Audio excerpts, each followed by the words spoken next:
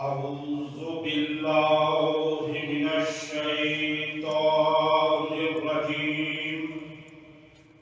بسم الله الرحمن الرحيم الحمد لله الذي هدانا لهذا وما كنا لنهتدي لولا أن هدانا الله لقد جاءت رسل ربنا بالحق والصلاة والسلام على رسول الثقلين محمود رب المشرقين والمغربين جد الحسن والحسين أبي القاسم محمد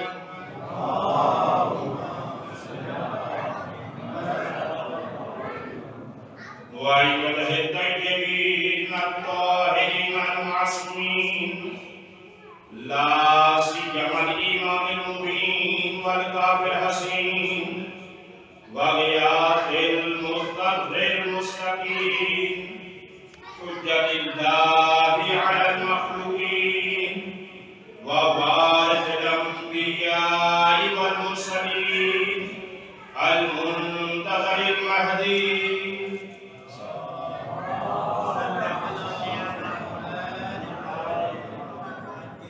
عجل الله تعالى له الفرج ولعنة الله على أعدائهم ومخالفيهم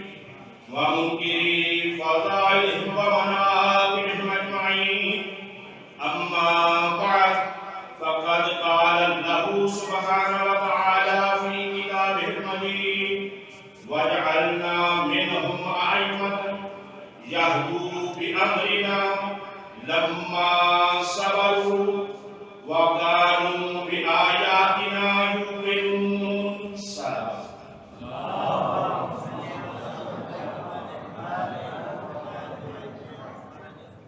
خداوند متعال سے دعا کروں پروردگار عالم آج کی مناسبت کے صدقے میں جو کہ ایک عظیم مناسبت ہے پروردگار عالم آپ سب لوگوں کی نیک حاجات کو اپنی بات میں قبول فرمائے اور جہاں کہیں بھی ذکر امام موسی کاظم علیہ السلام ہو رہا ہے تمام تر عزاداروں کی اور بالخصوص کاظمین کے عزاداروں کی پروردگار عالم کی حفاظت فرمائے عزاداروں نے امام موسی کاظم علیہ السلام جیسا کہ آپ بخوبی آگاہ ہیں کہ دو چیزوں کی بہت ہی اہمیت ہوا کرتی ہے ایک ہوتا ہے زمان اور ایک ہوتا ہے مقام مقام اپنے اعتبار سے اہمیت رکھتا ہے زمان اپنے اعتبار سے اہمیت رکھتا ہے آپ بخوبی آگاہ ہیں زمان اور مقام کیا ہوتا ہے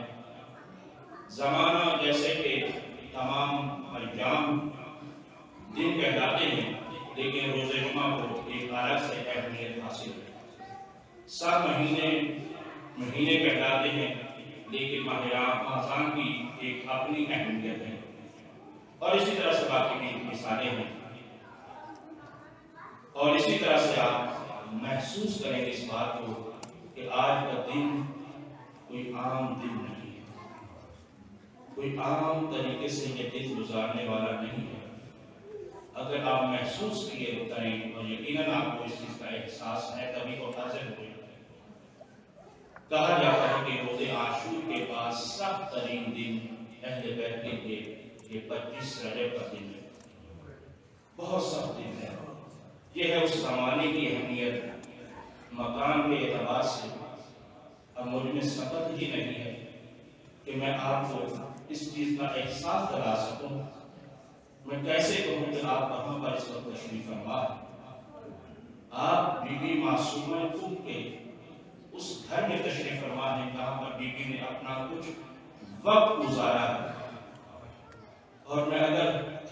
اس چیز کو ہمیں احساس کر سکے ذرا توجہ کیجیے گا یہ آج عجیب سی کیفیت کے ساتھ آپ کی خدمت میں عرض کرنا چاہتا ہوں کچھ آرائز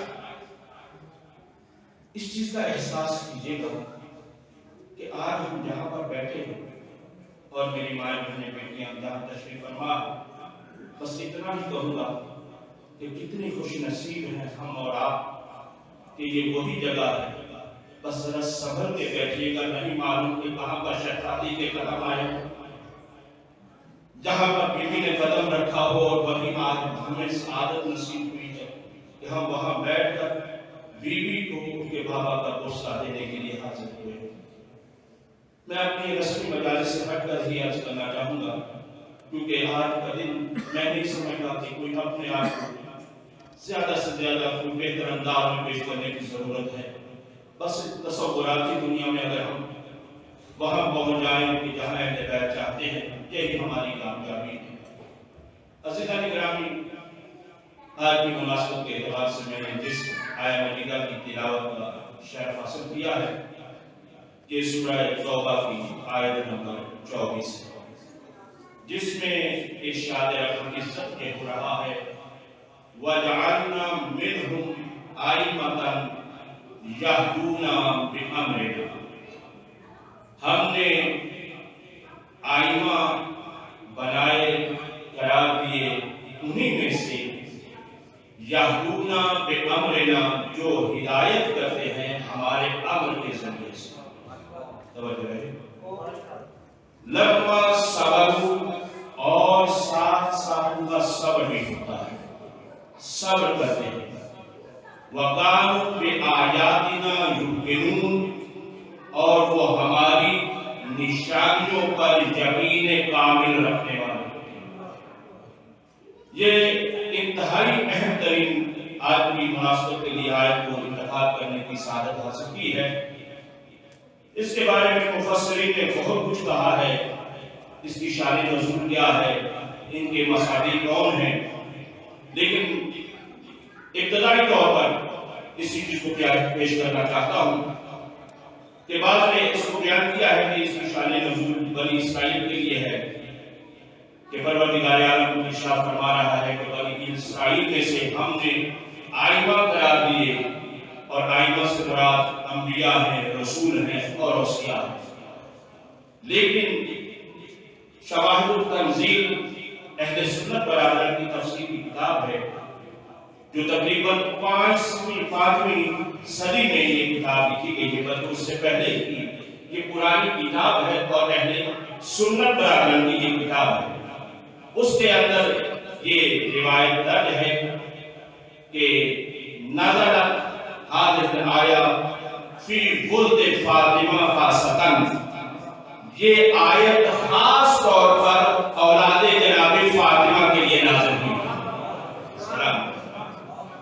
یہ اولاد جناب سیدہ فاطمہ الزہرا کی اولاد کی شان میں یہ نازل ہوئی ہے. اور پھر ماشاءاللہ یہ حوزہ علمیہ ہے، یہاں پر اکثریت علماء کی ہے اور طلاب کی ہے.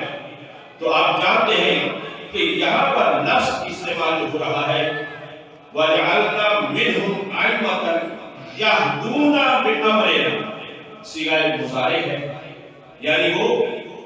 ہدایت کرتے ہیں. یعنی مضارع کا مطلب کیا ہوتا ہے؟ حال اور مستقبل استمرار پر دلالت کر رہا ہوتا ہے. تو اس کا مطلب یہ ہے کہ یہ کوئی پیمانہ محدود نہیں،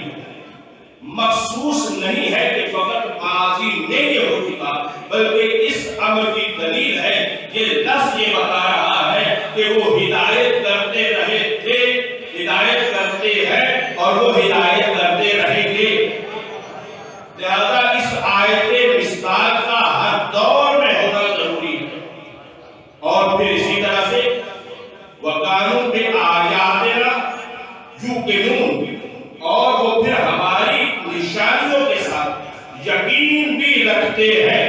یہاں پر بھی آپ دیکھیں تو وہی لفظ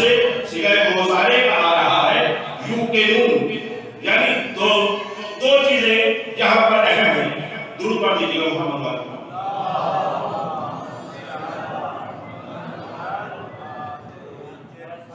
یہاں پر جو ہدایت کرنے والے آئمہ ہیں ان کی دو خصوصیات کو بطور خاص بیان کیا جا رہا ہے. ایک تو یہ ہے کہ یہدونا، وہ ہدایت کرتے ہیں، اور دوسرا یہ ہے کہ یقین رکھتے ہیں. یہ ہدایت اور یقین ان کا ایک خاصہ، اور یہ خاص طور پر یہ ان کے اماموں کے لیے خصوصیت بیان کیا جاتا ہے. اور پھر یہ ہے کہ جب ہدایت کرتے ہیں یہونا بے امرنا، پروردگار کہہ رہا ہے کہ ہمارے امر کی ہدایت، ہمارے امر کی، یعنی اپنے امر کی ہدایت نہیں کرتے، لوگوں کے امر کی ہدایت نہیں کرتے، کہ اللہ کے امر کی ہدایت کرتے ہیں. اب اللہ کا امر کیا ہے؟ آپ یقیناً مجھ سے بہتر جانتے ہیں کہ اللہ کا امر یہ ہے کہ انما امرہ اذا اراد شیئا فیقول لہ کن فیکون. اللہ کا امر یہ ہے کہ جب وہ کسی شے کا ارادہ کر دیتا ہے تو وہ یہ کہتا ہے کن فیکون، تو وہ شے ہو جاتی ہے. اب اللہ کا ارادہ جب کسی شے کا ہوتا ہے، یہ ہے اللہ کا امر.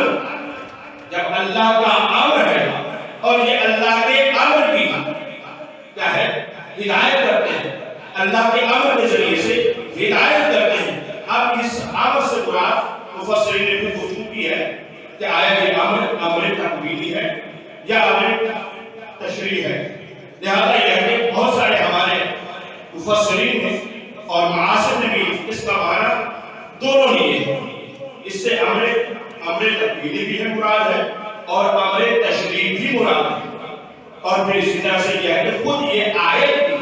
کیونکہ یہاں پر متعین نہیں کیا جا رہا کہ یہ مختص ہے، یعنی اس کے ساتھ کہا جائے کہ یہ مختص ہو جائے یہ امر تشریح مراد ہے، یا مختص کر دیا جائے کہ امر تقویلی. جب وہاں پر مختص نہیں ہے تو دونوں چیزیں ہی نہیں جا سکتی ہیں. اب ایک تو یہ بھی یہاں سے یہ واضح ہو گیا کہ اللہ جسے امام بناتا ہے، اللہ جسے امام بناتا ہے اس کے پاس دونوں اختیار ہونے چاہیے.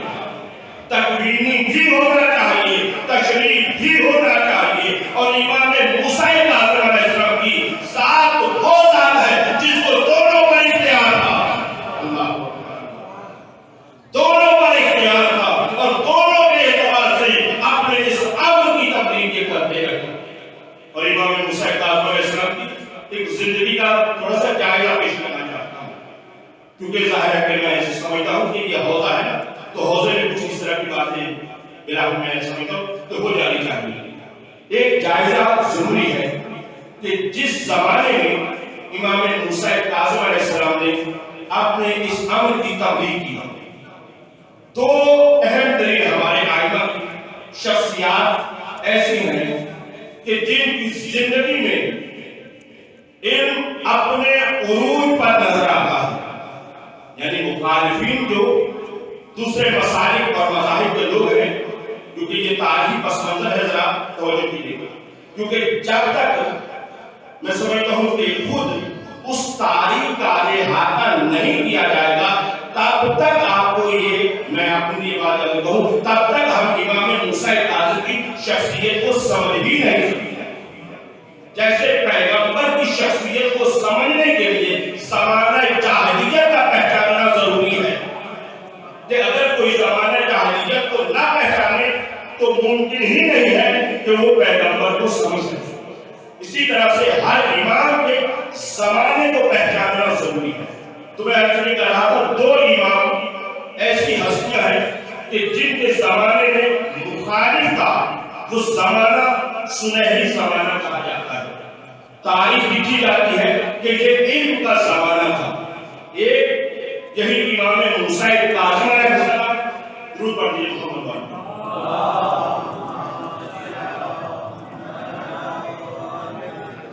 اور دوسرے ہیں امام حسن عسکری علیہ السلام.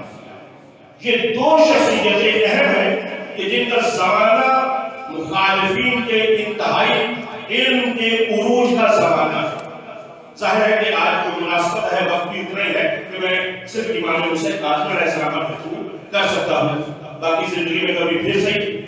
کہ امام حسن عسکری علیہ السلام کا زمانہ کون سا زمانہ تھا.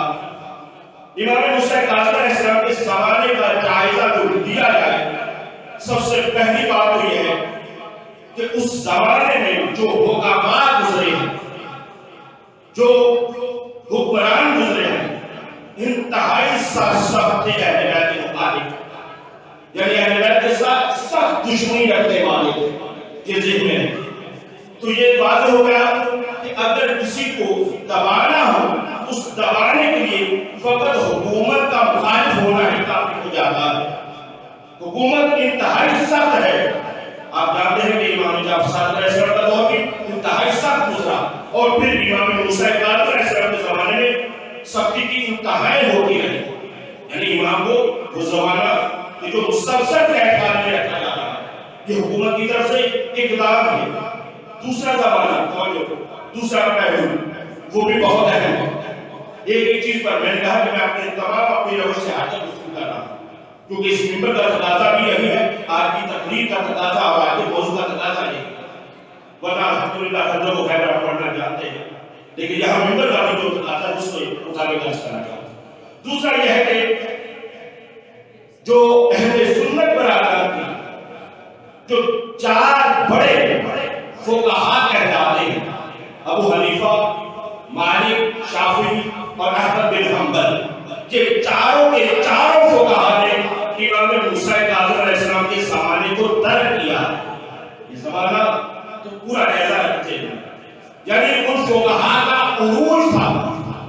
وہ مولا امام جعفر صادق اور خصوصاً امام موسی کاظم علیہ السلام کے زمانے میں فتویٰ دیا کرتے تھے۔ یعنی یہ چاروں کے چاروں فقہاء جن کے فتوے پر آج بھی یہ مسئلے اہل سنت فقہی اعتبار پر اٹھنے باقی ہے، جو مقلدین ہیں باقی ان کے اندر بھی غیر مقلد پائے جاتے ہیں۔ تو بہرحال یہ ہے کہ یہ ان کے فقہاء کے عروج کا زمانہ ہے، لیکن ایک بات یہاں کہتا چلوں اور وہ عظیم بات ہے، یہ جتنے بھی فقہاء تھے یہ جب بھی بات کرتے تھے تو یہ کہتے تھے کہ ہمارے استاد نے یہ کہا، توجہ، ہمارے استاد نے یہ کہا اور ان کے استاد نے یہ کہا، ان کے استاد نے یہ کہا، یہی کہہ کر اپنا فتویٰ دیا کرتے تھے۔ لیکن ان چاروں میں سے کسی ایک میں بھی ہمت یہ نہیں تھی کہ وہ یہ کہہ سکے ان جدی رسول اللہ، کسی ایک میں بھی یہ ہمت نہیں تھی کہ وہ یہ کہہ سکے کہ میرے جد رسول نے یہ کہا۔ یہ فقط امام موسی کاظم تھے کہ جب بھی بیان کرتے تھے تو یہ کہہ کر کرتے تھے کہ میرے جد رسول نے یہ فرمایا۔ یہ زمانہ واضح ہے۔ پھر اس کے بعد دوسرے اعتبار سے آتے ہیں یونان کا فلسفہ اس زمانے میں، اور اس سے پہلے آپ جانتے ہیں یہ مشہور معروف یونان کے فلسفے کو اس زبان سے ترجمہ کر کے عربی میں لایا گیا تاکہ امام موسی کاظم علیہ السلام کے اور مذہب اہل بیت کے جو عقلی قوانین ہیں ان کو توڑا جا سکے، جو عقلی اصول ہیں ان کو توڑا جا سکے۔ کہ مسلسل کوشش کی جا رہی ہے کہ یونان کا فلسفہ اسلام میں داخل کر دیا جائے۔ یہ بات ہوئی۔ پھر اس کے بعد میں کیونکہ کہہ رہا ہوں کہ جلدی ہے مجھے، ورنہ ہر ایک چیز پر ایک مجلس چاہیے۔ اب اس کے بعد آپ اس زمانے کو ملاحظہ کیجیے جو امام موسی کاظم علیہ السلام کا زمانہ گزرا ہے، وہ ہے تصوف کا زمانہ۔ صوفیہ کرام کا اپنے حساب سے زمانہ کہلاتا ہے، اور بڑے بڑے صوفی اس زمانے میں پائے گئے ہیں۔ صوفیہ کی جڑیں اگر آپ جا کر دیکھیں گے تو اس زمانے میں جا کر ملتے ہیں، جن میں سے بہت ہی مشہور بات صوفی معروف کا واقعہ آپ سنتے رہتے ہیں۔ یہ تصوف کا سلسلہ بھی جڑا ہوا ہے اسی زمانے کے ساتھ۔ ایک طرف سے ذہن ہے حکومت مخالف ہے، فقہاء مخالف ہے، یونان کا فلسفہ مولا امام موسی کاظم علیہ السلام کے مخالف کر رہا ہے، اور پھر عرفان کے مقابلے میں تصوف کو لایا جا رہا ہے۔ وہ تو نہیں ہو رہے عزیزان، جب یہ تصوف کو لایا جا رہا ہے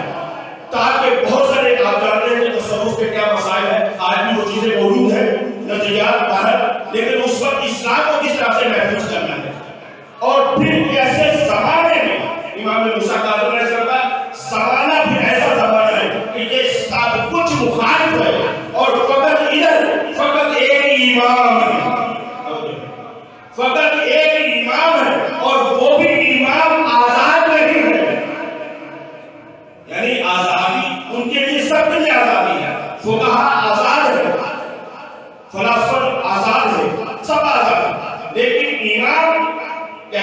کھانے میں، لیکن اس کے باوجود کیونکہ اللہ نے اپنی مشیت کے تحت کسی میں سے اپنے اسی ایمان کو مبعوث کیا ہے، اور ایمان کا علم وہ ہے قید خانے سے بھی جھلک رہا ہے، قید خانے سے بھی قید کی سوراخیں توڑنے پر جا رہا ہے، کیونکہ یہ سارا زمانہ مخالف، اور اس کے باوجود امام موسی کاظم علیہ السلام کے وہ مناظرات پڑھے کہ جو مناظرہ خود حکومت کے ساتھ بہت سے، اور پھر اسی طرح سے بہت سے مناظر ہیں جو صدیق لوگوں کے ساتھ ہوئے، مخالفین کو لا کر امام سے مناظرہ کیا جا رہا ہے۔ بہرحال یہ ہے کہ یہ انتہائی سخت ترین زمانہ امام موسی کاظم علیہ السلام کا، اور امام کے پاس علم کا مقام اور معیار یہ ہے، کہا جاتا ہے کہ یعرف الامام، امام دو چیزوں سے پہچانا جاتا ہے، ایک یہ ہے کہ یعرف الامام بالعلم، علم کے ذریعے سے پہچانا جاتا ہے، امام کی پہچان علم ہے، یعنی کوئی بھی زمانہ آ جائے امام سے جب بھی پوچھا جائے تو امام اس وقت فوراً اس سوال کا جواب عطا کر دے، توجہ ہے، یعنی یہ ہے کہ امام موسی کاظم علیہ السلام کا زمانہ وہ ہے کہ جس دور میں فقہاء کی زندگی گزر رہی ہے، تو امام وہ ہوتا ہے کہ جب بھی کوئی مسئلہ پوچھا جائے، جب بھی کوئی مسئلہ پوچھا جائے تو وہ یہ نہ کہے میں بیٹی سے پوچھ کر بتا دوں، اللہ بیٹی سے جا کے نہ پوچھے، وہی پر بتائے، یہ ہے کہ امام پہچانا جاتا ہے اس سے علم اس طریقے سے، اور دوسرے یہ ہے کہ مستجاب الدعوات، دعا قبول ہوتی ہے۔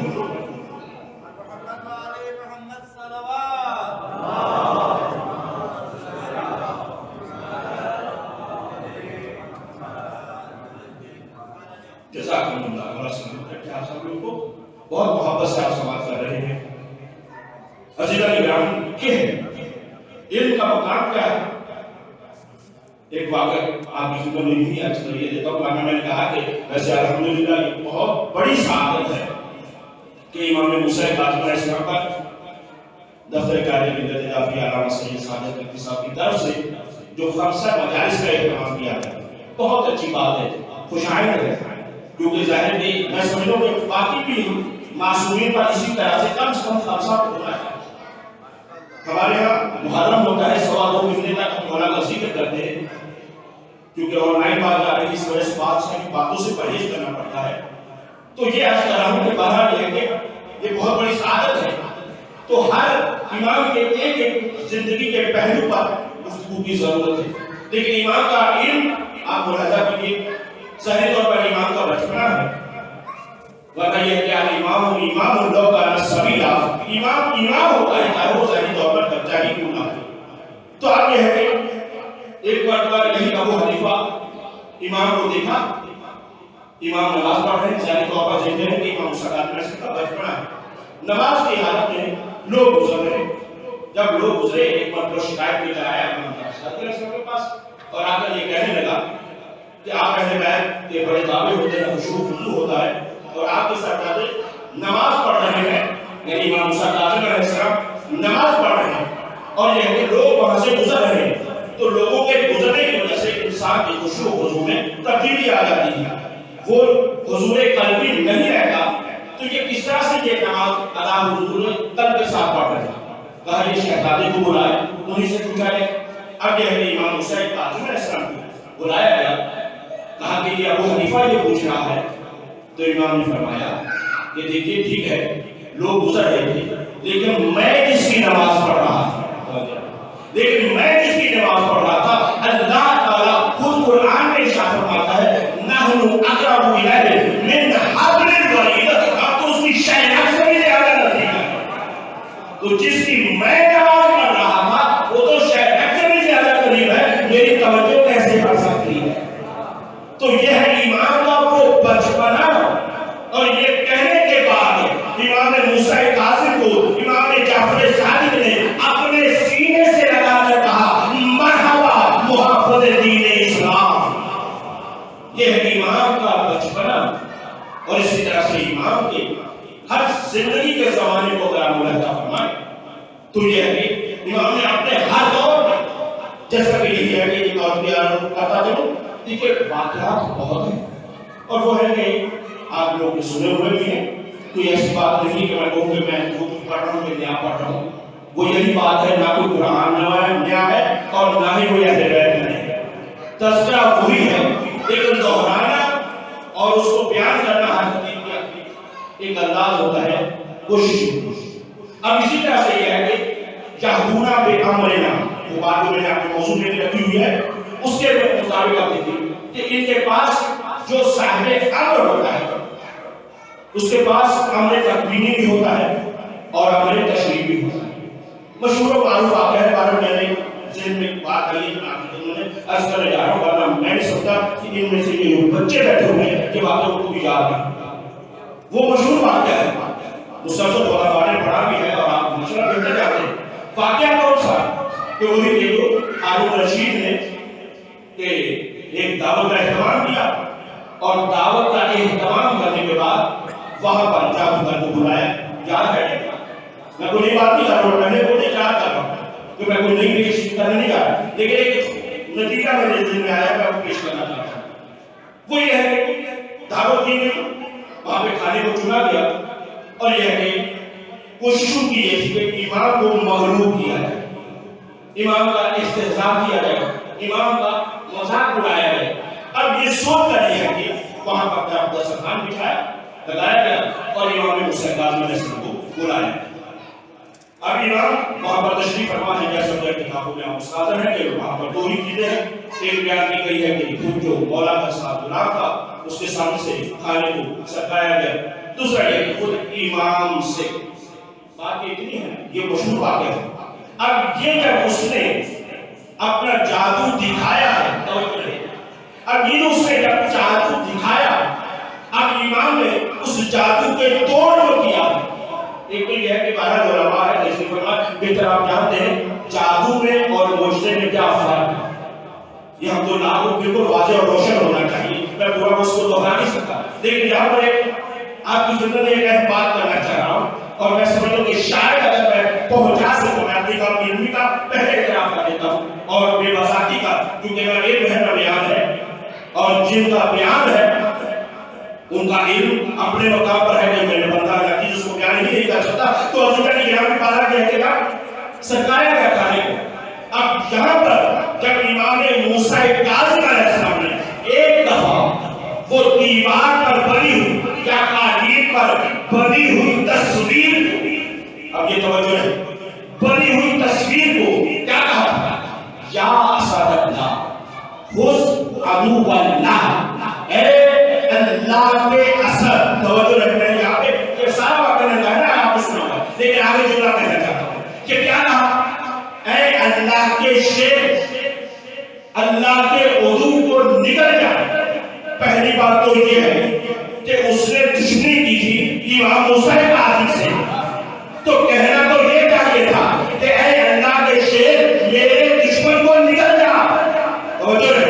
کہنا تو یہی چاہیے تھا لیکن یہ نہیں کہا کہ کہنا اس بات کی دلیل ہے پہچان لو جو ہمارا دشمن ہے حقیقت میں وہی تو خدا کا دشمن وہی خدا کا دشمن ہے اور پھر اس کے بعد اس امام کے پاس یہ اختیار کتنا ہے اس کو ملاحظہ کیجیے تاکہ یہ واضح رہے اس کے بعد امام نے جب یہ کہا اب سوال یہ پوچھنا چاہتا ہوں کیا اس کے بعد 2 سال کے بعد وہ تصویر شیر سوال ہے 2 مہینے کے بعد اور کم کر رہے تھے 2 دن کے بعد اور کم کر رہے 2 گھنٹے کے بعد 2 سیکنڈ کے بعد نہیں انما امر وہ جو ارادہ خدا بندی ہوتا ہے اور جب ارادہ خدا بندی ہوتا ہے اذا ارادہ شیء جب وہ کسی شے کا ارادہ کرتا ہے یقول له کن فیکون تو جب کوئی ارادہ کرتا ہے وہ کہتا ہے یہ کہنا بھی علماء نے بیان کیا ہے یہ کہنا عملی ہے اللہ جب عمل کرتا ہے وہ شے فوراً ہو جاتی ہے اب یہاں پر ملاحظہ کریں اب یہاں پر میرے امام موسی کاظم نے کہا یا اسد اللہ خذوا عدو اللہ اے اللہ کے شیر جسے نکل جا تو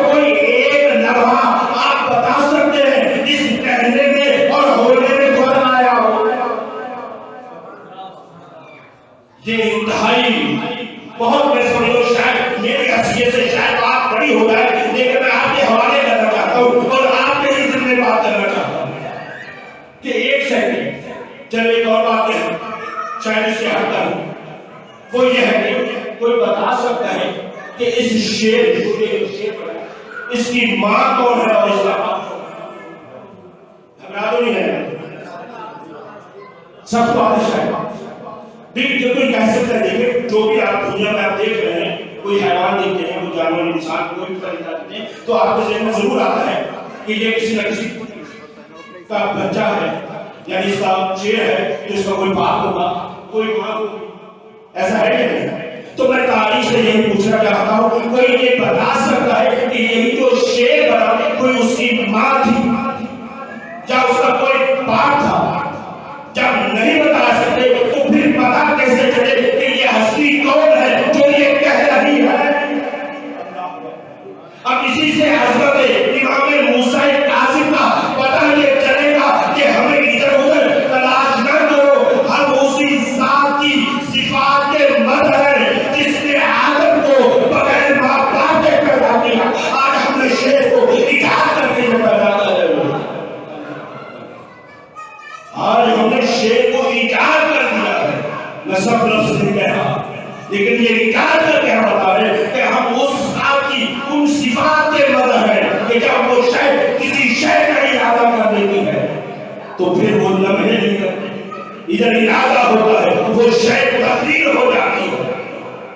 تو وہ شے اگر فلسفے کے قانون ذہن میں ہے کہ وہ شے لا شے میں نہیں تبدیل ہوتی, لیکن ایک شے دوسری شے میں تبدیل ہوتی ہے. وہ سے جادو میں فرق دی گئی ہے, وہ میں شے تبدیل نہیں ہوتی نا, سوری کیا ہے, جادو میں شے تبدیل نہیں ہوتی, آنکھوں میں پردہ آ جاتا ہے, لیکن موجزے میں شے کی حقیقت بدل جاتی ہے. شے کی حقیقت بدل کر دوسری شے میں تبدیل ہو جاتی ہے اور یہ اختیار امام کے پاس ہوتا ہے. اے عزیزو,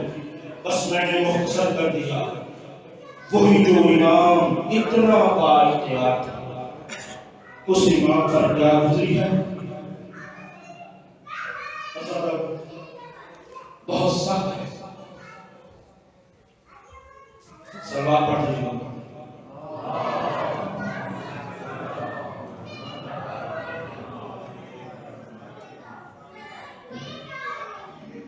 امام موسی کاظم علیہ السلام کی زندگی کے مسائل کو بیان کر رہے ہیں کیونکہ امام کی زندگی کے بہت حصے انتہائی سخت گزرے ہیں کہ ہر حصے کو اگر بیان کیا جائے تو مسائل کا پہاڑ کہلاتا ہے. عزیزو, تاریخ دان نے لکھا ہے کہ امام موسی کاظم علیہ السلام کو بعض نے لکھا ہے 7 سال قید کیا گیا, بعض نے لکھا ہے 10 سال قید کیا گیا, اور بعض نے لکھا ہے 14 سال قید کیا گیا, اور ہزاروں بعض نے لکھا ہے 24 سال تک قید کیا گیا ہے میرے بھائی. لیکن مجھے نہیں معلوم کہ کتنے سال قید رہے ہیں, لیکن مرزا تبیر نے ایسے موقع پر ایک مصرع کہا ہے اور وہ یہ کہا ہے, مولا پہ انتہائی اسیری گزر گئی,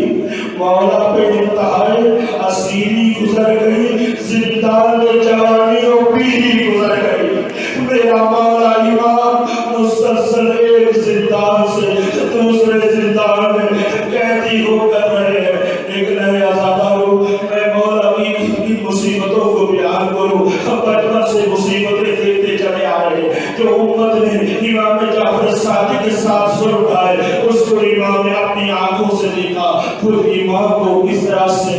مسجد سے گرفتار کر کے آزادارو لے کر چلے ہیں, اسی طرح سے چلے کیونکہ 28 رجب بھی قریب ہے. فقط ایک جملہ کہنا چاہتا ہوں, مولا حسین بھی جب مدینہ سے چلے تھے تو ایک جملہ کہتا چلے تھے, نانا تیرا حسین جنگل میں دل کو ٹکڑوں کی بستی بسائے گا, نانا تیرا حسین اپنا مدینے میں آئے گا. یہاں پر امام موسی کاظم کو بھی اپنے امام سے معلوم تھا کہ اب موسیٰ واپس نہ آ سکیں گے. اب گھر میں آئے ہوں گے, کس طرح سے الوداع کیا ہوگا نہیں معلوم, لیکن ایسا اس کے بعد امام موسی کاظم کو قید کر کے بصرہ جو بھیجا گیا. بصرہ میں میرے مولا 1 سال تک جب قید رہے ہیں, وہاں کے دربار میں یہ جملہ لکھ کر خط لکھا ہے. ہارون کو یہ خط لکھا, میں اس قید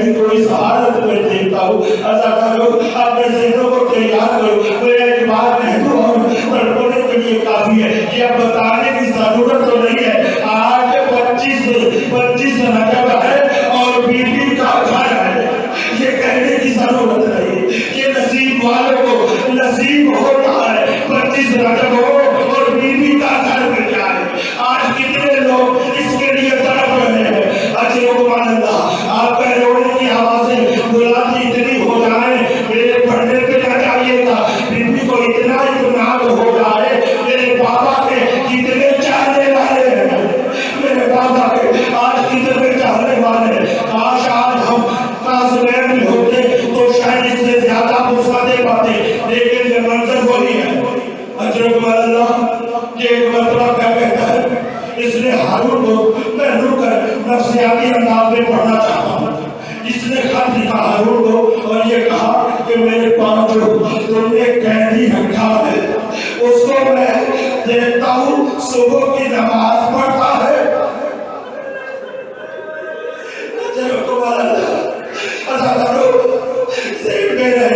امام ہے صبح کی نماز پڑھتا ہے سر سجدے میں رکھتا ہے اثر زور کا وقت آتا ہے زور کی نماز پڑھتا ہے سر سجدے میں رکھتا ہے اور اس کے بعد اثر کی نماز پڑھتا ہے پھر سر سجدے میں رکھتا ہے پھر مغرب کی نماز پڑھتا ہے. اب میں کیسے پڑھوں؟ اور پھر اس کے بعد چاند لقمے افطار کے لیے افطاری کرتا ہے اور پھر سر سجدے میں رکھتا ہے. لیکن میرا یہی امام مسلسل سب روزہ دار بھی تھا نماز میں بھی تھا. حاکم بصرہ نے یہ کہا مجھ سے یہ واپس لے لو ورنہ میں اس قیدی کو رہا کر دوں گا. پھر کیا ہوا اس کے بعد امام کو قیدی کر کے لایا گیا جہاں سے میرے مولا آزاد نہ ہو سکے. اجرکم اللہ. آزاد اس کے بعد میرے مولا کو قیدی کر کے بغداد لایا گیا. میں نے غلط کیا ہے تھوڑا سا میں مزاج چینج کر کے یہ کہنا چاہتا ہوں بہت سخت روایات ہے. یہ پڑھتا بھی رہا ہوں روتا بھی رہا ہوں برداشت کیسے کروں اور کیسے اس کو بیان کروں. میرے مولا کو جس قید میں رکھا گیا اور مختلف وہاں پہ دربان رہے تھے دروگا رہے تھے. آپ جانتے ہیں ایک ملعون انتہائی ظالم جسے زندگی شاہی کہا جاتا ہے یہ بہت ظالم ہے اور اسے اہل بیت رکھنے والا ہے. لیکن اس کو خود جو ہارون نے کیا ہے ایسا طرح پکڑنے کے لیے کافی ہے. اس نے حکم یہ دیا ہارون نے زندگی شاہی کو مجھے معاف کر دینا میں حکمت کیسے کروں. کہا کہ امام موسی کاظم کو ہر مہینے کی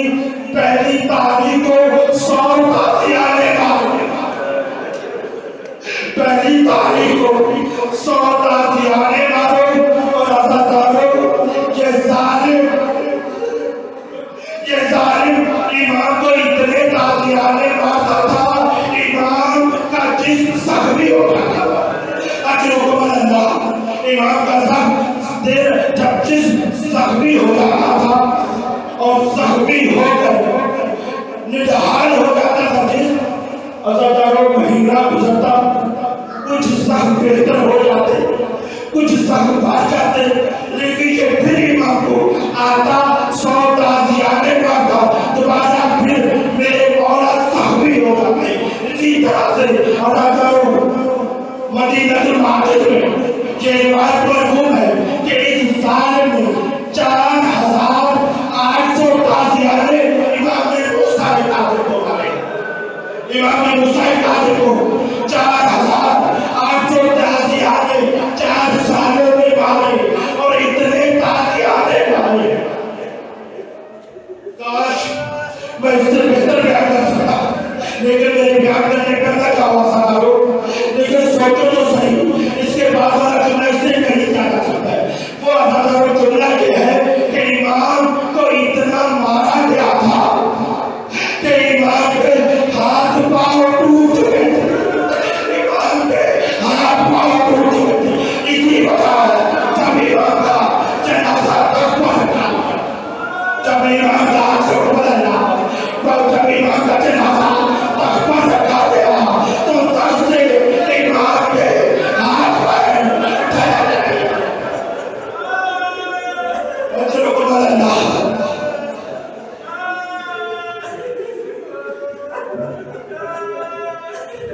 میرے پڑھنے کے عزاداروں محتاج نہ رہو، لیکن عزاداروں پھر اس کے بعد کیا ہوا عزاداروں؟ امام کے بارے میں وہ جو جملے ملتے ہیں عزاداروں تڑپنے کے لیے کافی ہے، لیکن میں ایک بات، اب میرے پاس مسائل بہت زیادہ ہے، میں بس باقی نزاکت اور اپنی ہمت چاہتے ہوئے دیکھ رہا ہوں، بس اتنا کہنا چاہتا ہوں۔ سید ابن طاؤس ہے، آپ سب جانتے ہیں صاحب نقوی، ان کی ایک کتاب ہے بہت ہی مشہور معروف مصباح الزائرن، اس کے اندر بہت ہی معروف سلام لکھا ہوا ہے۔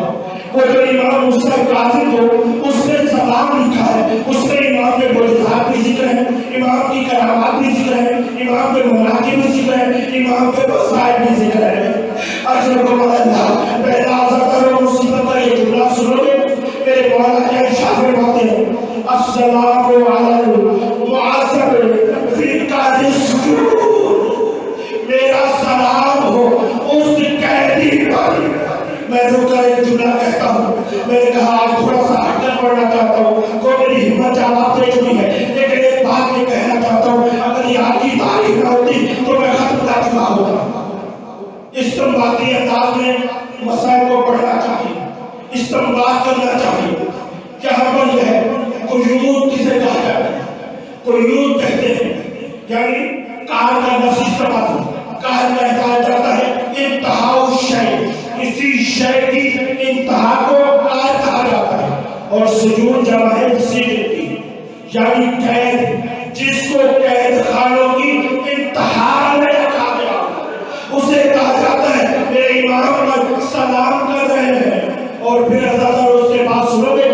فَالظُّلُمِ الْمَدَامِيرِ، اللہ اکبر۔ عزادار میں نے کہا جواب دے چکی ہے، لیکن آج کی تاریخ نہ ہوتی نہ پڑھتا، تڑپنے کے لیے کافی ہے عزادار۔ آپ علامہ ہیں، یہ کم میں جملے پڑھے جا سکتے ہیں، شاید عوام میں نہ پڑھے جا سکتے، تڑپنے کے لیے کافی ہے۔ ذرا سن لیجیے گا کیا کہا، وَالظُّلُمِ التَّمَامِيرِ، تمامیر کس کی جمع ہے؟ مطبورہ کی جمع ہے۔ مطبورہ علماء معافی چاہتے ہو، کتاب کا حوالہ دے کر پڑھنے جا رہا ہوں، پڑھتا رہا ہوں، اس کو میں وقت نہیں دیتا، پرسوں میں نے یہ بلا جو بلا پڑا ہے اس کے بعد پڑھتا رہا۔ اب مجھے نہیں معلوم کہ کون میری آواز کو دیکھ رہا ہے، کون مولا کی مصیبت کو دیکھ رہا ہے۔ میں اتنا کہہ دوں کہ ہر مومن کی آنکھ کو بینی معصومہ کو کہیں سے دیکھ رہی ہوگی، دیکھ کر کہہ رہی ہوگی ارے آنے والے تجھے کیا معلوم۔ عزاداروں یہ جملہ ہے مطامیر، مطمورہ کی جمع ہے، مطمورہ لفظ لکھا ہے ببلا کبلا تمر سے، تا میم لے، تمر سے جو نکلا ہے۔ کتاب کا حوالہ دے رہا ہوں، کتاب کا حوالہ یہ ہے کہ مصباح المنیر لغت کی کتاب ہے، مصباح المنیر کتاب کے اندر تمر کا معنی لکھا ہوا ہے، وہاں مثال دی ہے تمرت المیت، میں نے میت کو دفن کیا۔ اللہ اکبر، اس جملے کو کس نے غور کیا ہے نہیں معلوم، کہا تمرت المیت، میں نے میت کو دفن کیا، یعنی سلام کرا میرا مولا۔ مولا مجھے تھوڑی سی ہمت دے دے، میں صرف ایک جملہ کہنا چاہتا ہوں۔ کہا گیا ہے کہ سلام ہو اس پر کہ جس کو مدماروں میں رکھا گیا، یعنی عزاداروں ذرا توجہ کرنا، آج مصیبت کا شاید سب سے سب جملہ کہنے جا رہا ہوں، یعنی جملہ یہ ہے کہ امام موسی کاظم کو زندگی میں کئی زندانوں میں زندہ دفن کیا جاتا، زندگی میں کئی زندانوں میں زندہ دفن کیا جاتا ہے۔ امام زندہ دفن ہوتے ہیں، لیکن اے عزاداروں بس آخری جملہ کہہ دیتا ہوں، اب ہمت نہیں ہے۔ اور وہ جملہ کیا ہے؟ ایک اسے سامنے بیٹھے، اگر یہ سامنے نہ بیٹھے ہوتے میں یہ جملہ نہ کہتا۔ ایک آپ سے سوال کرنا چاہتا ہوں کہ جنابی صاحب آپ بہت بڑے زائرین کے خدمت گزار ہیں، آپ نے یہاں پر لوگوں کے بڑے جناب شعبہ زائرین ہے، آپ نے بڑے جنازے اٹھائے ہیں اور آپ کو جزائے قائد تھے، لیکن مجھے ذرا اتنا بتاؤ آج تک آپ نے کسی غریب کا جنازہ کسی مزدور سے اٹھایا ہو؟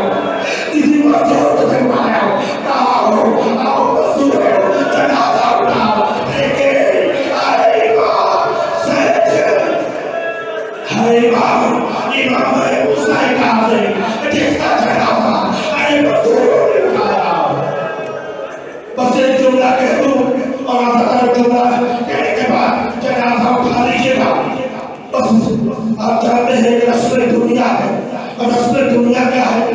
جب جنازہ تیار ہو جاتا ہے تو ایک اس کے بعد آواز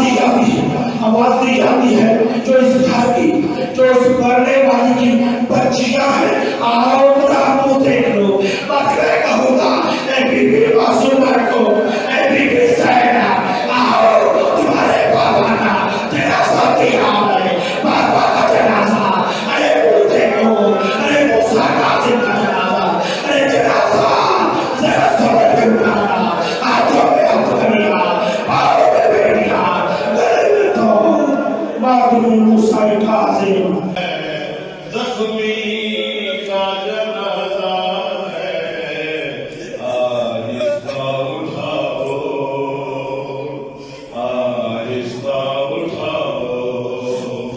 قیدی کا جنازہ ہے،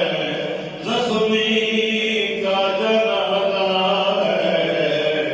آہستہ اٹھاؤ، آہستہ اٹھاؤ، پیوست ہو چکی ہے زنجیریں جو بدن میں، ان کو نہ ہلاؤ، آہستہ اٹھاؤ، قیدی کا جنازہ ہے، زخمی کا جنازہ ہے، آہستہ اٹھاؤ، آہستہ اٹھاؤ، پیوست ہو گئی ہے، پیوست ہو چکی ہے زنجیریں جو بدن میں، ان کو نہ ہلاؤ،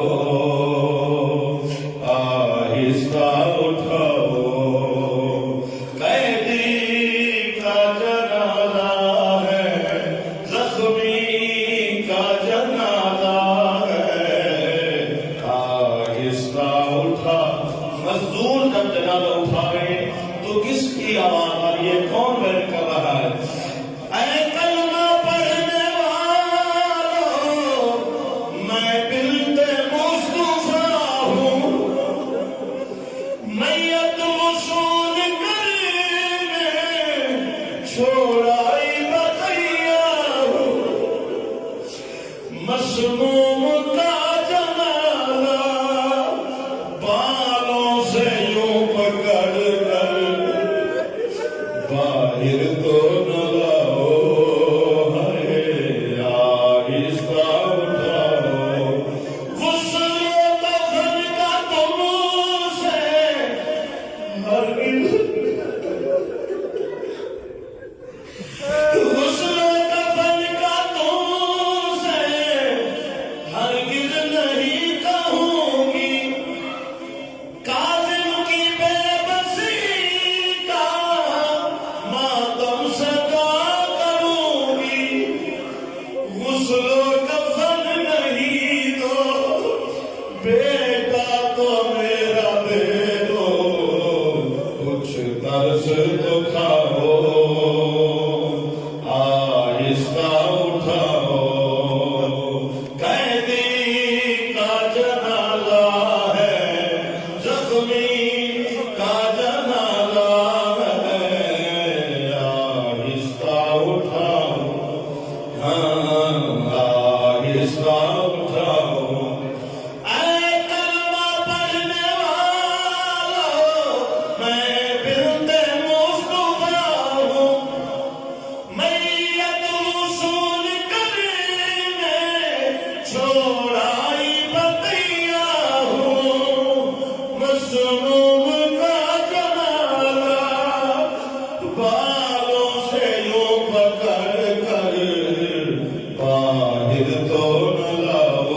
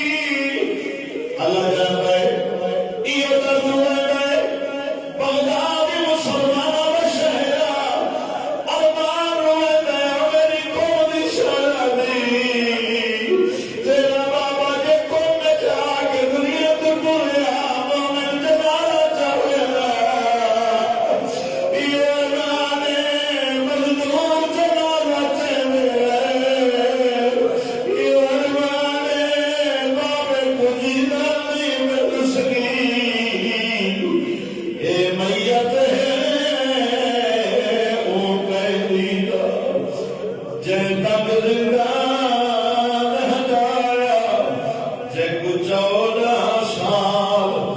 دی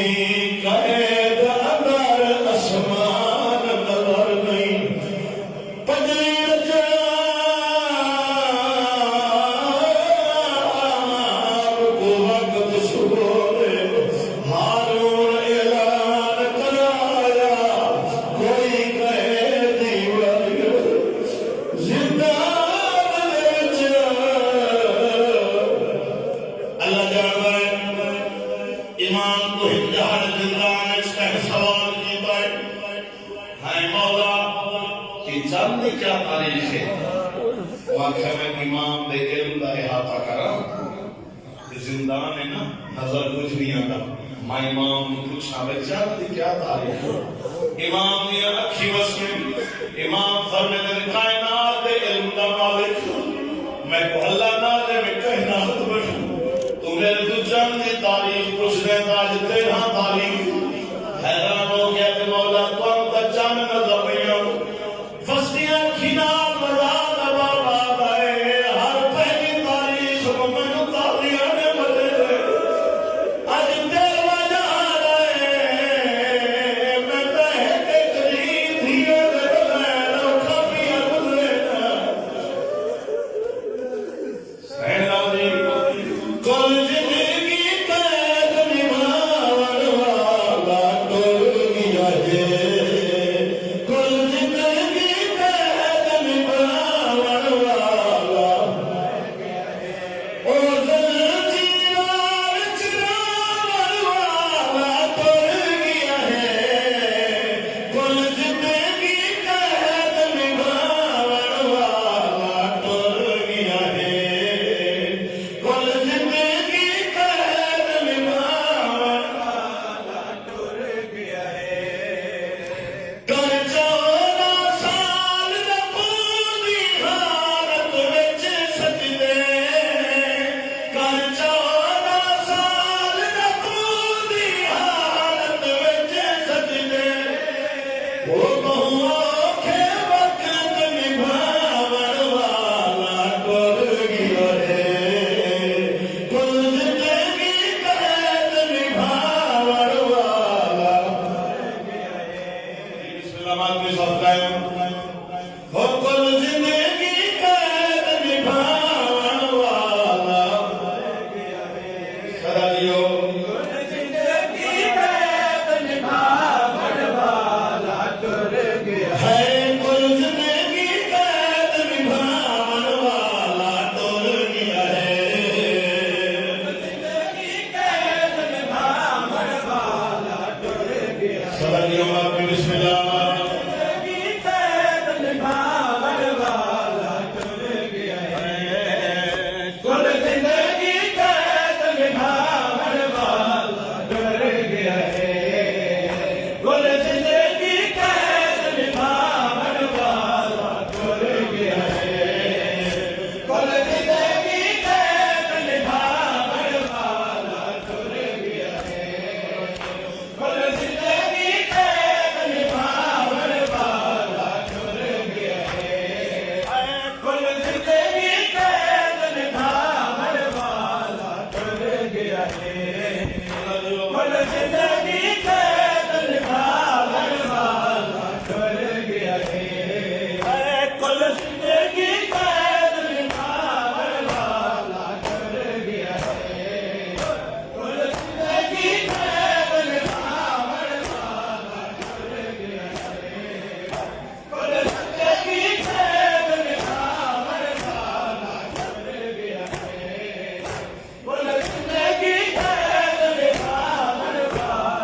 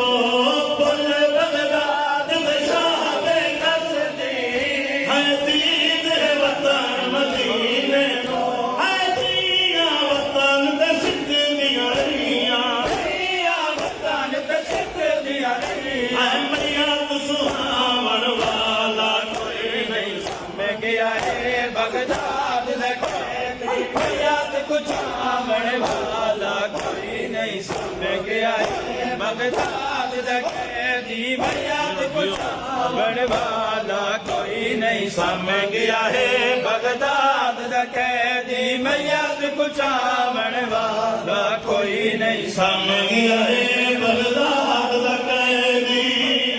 چاون والا کوئی نہیں سامنے گیا ہے بغداد دا قیدی میت کچھاون والا کوئی نہیں سامنے گیا ہے بغداد دا قیدی میت کچھاون والا کوئی نہیں بین امام بلاش دعا دے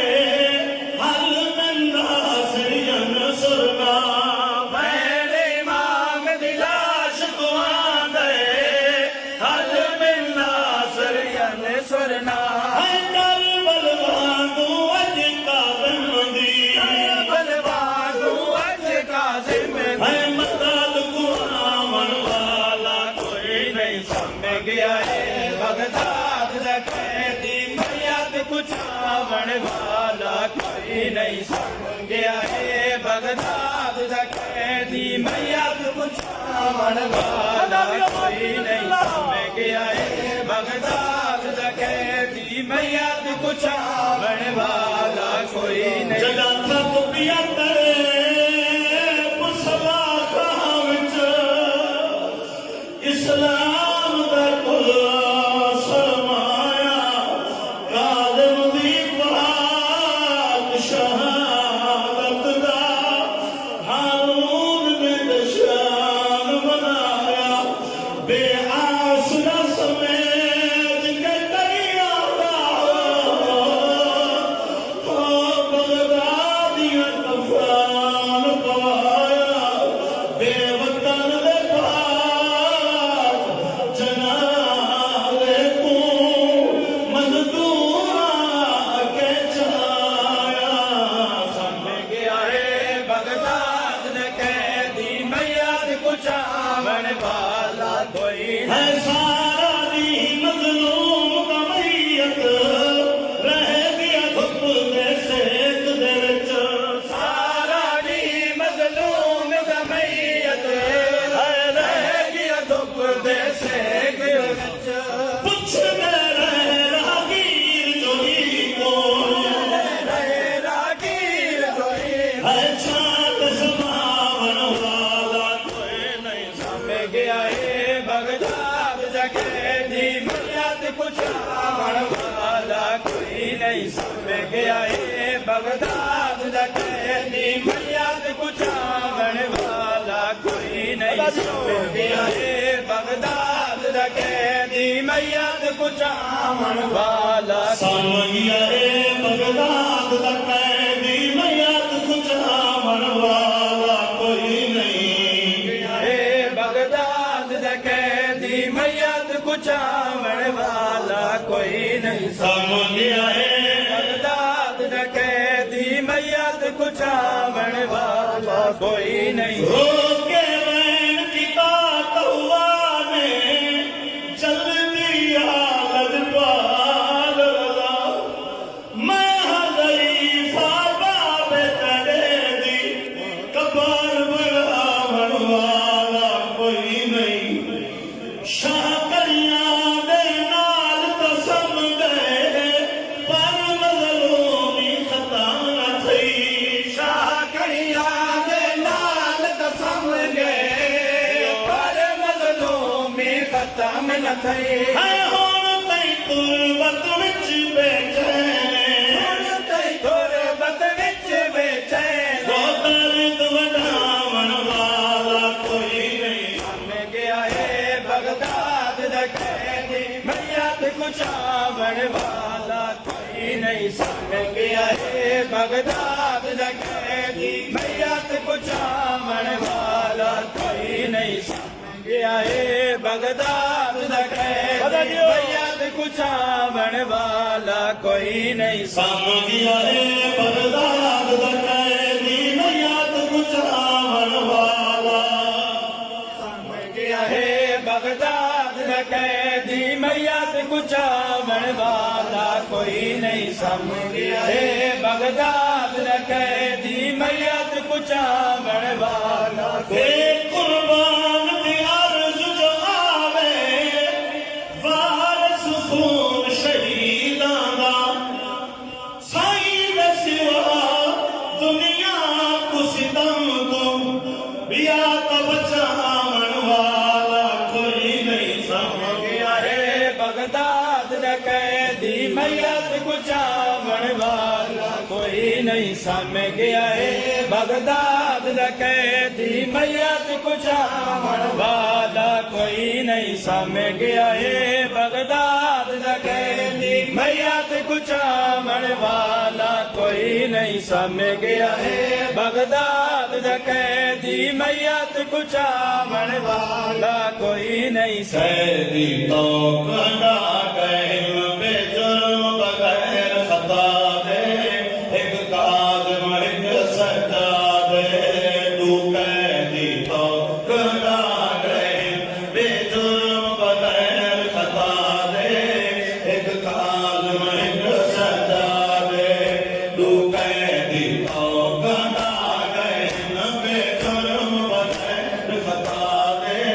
ایک کاظم ایک سجاد دو قیدی کو گنا گئے بے جرم بغیر خطا دے کاظم ایک سجاد ہے دو قیدی تو گنا گئے بے جرم بغیر خطا دے ایک کاظم ایک سجاد دو قیدی کے ہٹا گئے ہے بے جرم بغیر خطا دے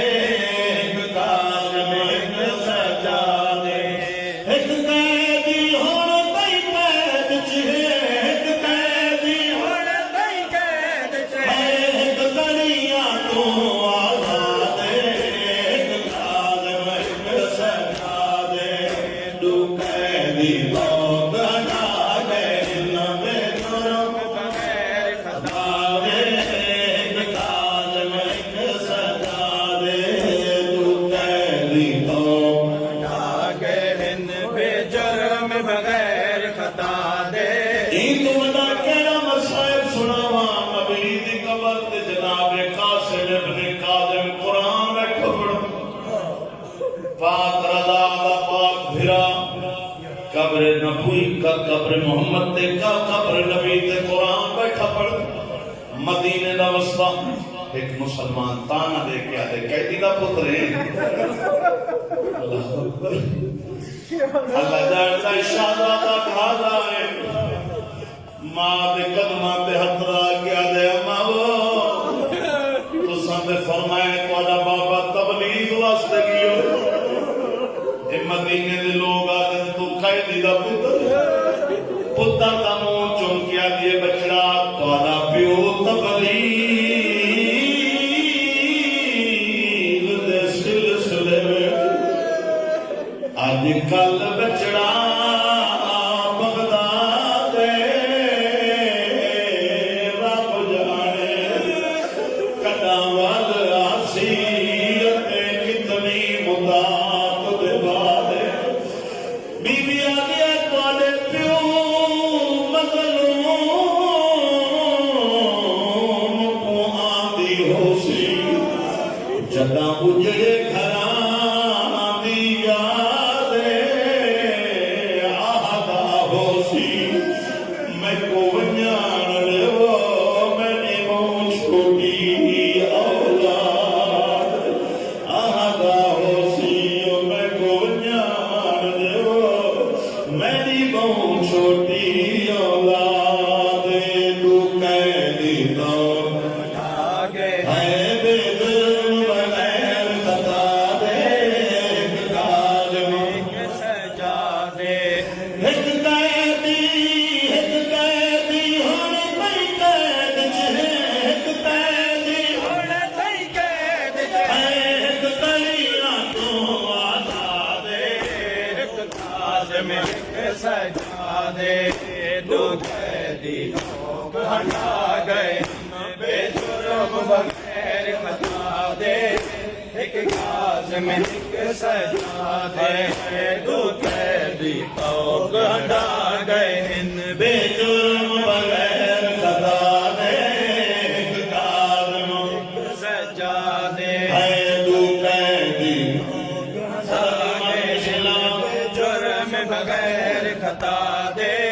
ایک کاظم ایک سجاد ایک قیدی 14 سال کوئی کلی قید بھی بھئی کوئی نال نہیں ایک قیدی 14 سال کوئی کلی قید بھی بھئی کوئی نال نہیں ایک قیدی سال بھی قید میں بھئی ایک قیدی سال کی قید نے بھائی وہ پر نال ضعیف آماد ایک